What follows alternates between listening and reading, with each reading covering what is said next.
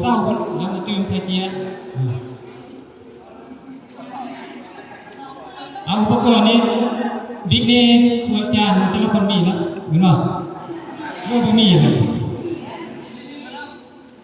แล้วก็มาตื่นข้อมูลอยู่ในอยู่ที่นี่แหละอ่านคุณพ่อคุณเราแล้วมาช่วยกันตื่นใจถ้ามันครบตามประโยคที่ไหนอันตะกี้มันคงสับวังเป้าเลยไม่เป้า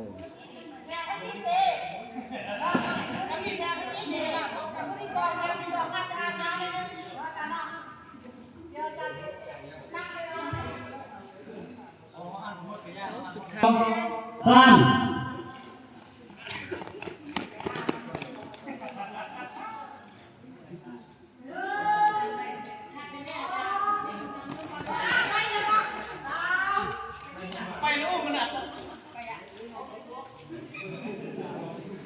ดูที่ซ่องเลย